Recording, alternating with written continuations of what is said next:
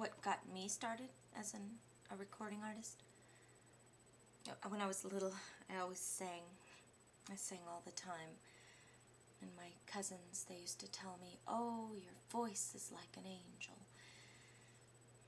And so that encouraged me, you know. I grew up in a middle-class family. My parents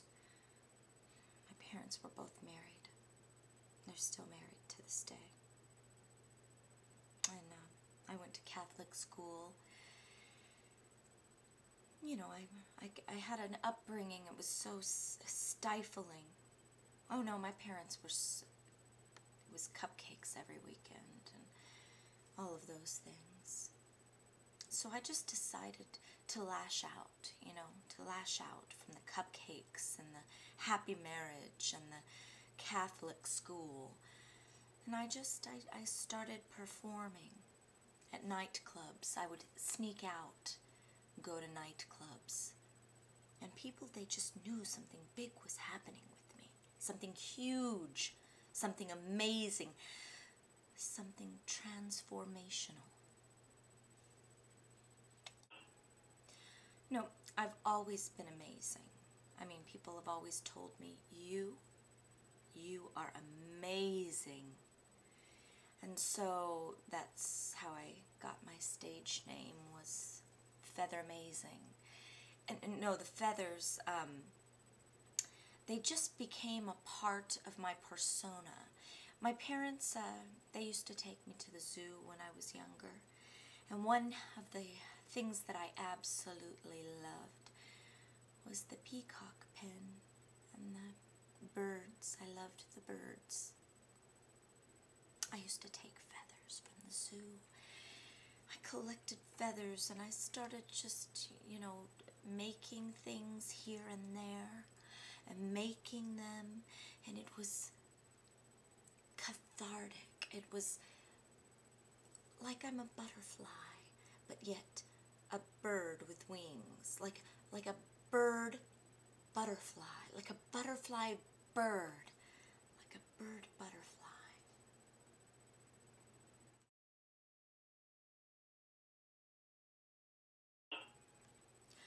I always enjoyed the scooter. My friends were all skateboarding and doing ollies and ollie kick flips, and they were grinding on the sidewalk and on the rails and rail slides and ramps, but I was always partial to the scooter. I always thought outside of the box. I was always different from everyone. I was always just almost cutting edge, they called me. But the scooter over the skateboard, that's why I wrote that song, The Scooter Over the Skateboard. But I used to take the scooter and I would pump down the street and look around. And I do this now just to feel at home, just to feel, because people are always attacking me and taking photos, and the paparazzi, they just chase me everywhere, and I want to feel like a normal girl again. So I ride my scooter through the city, and I look at the lights, and I remember what it was to be normal. Even though I wasn't quite normal, because I wasn't with the skateboarders, I was a scooter rider. But, I mean, it just reminds me of those simpler days. Just the simpler days. Oh, I remember, you know, even though we were middle class, we were lower middle class, and sometimes we just couldn't afford certain things. And I used to always go into the shops, and I always had fancy taste, and I just couldn't afford those $600 shoes. So my parents, you know, they saved up one time so that I could get these beautiful shoes. And I stepped in a mud puddle on the way into my performance, and I took my shoes off, and I was crying, and I was just crying because my parents had spent all of their money on these shoes because they knew that that was important for my performance. And when I went through the mud puddle, I just took the shoes off and I threw them down, and they landed on my scooter, and my scooter was muddy.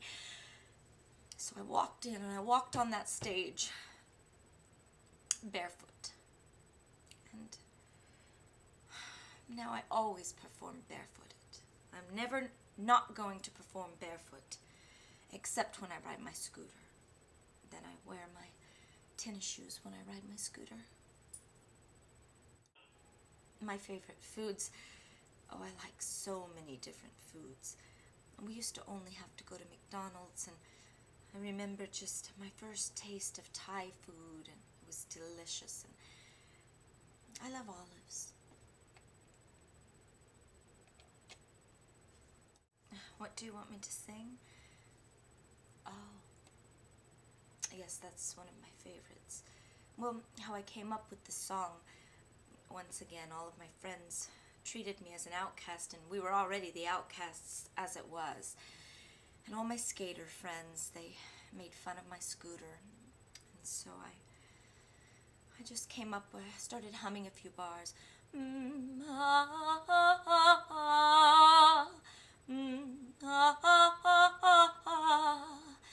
You might ollie, you might ride on your ramp like you're so cool, but I'm vamp. I ride my scooter down the street, my scooter down the street. I ride and I look both ways and I see nobody else is gay like me, but I love my scooter, my scooter. Ah! And then I go, ah, you know how the end of that goes.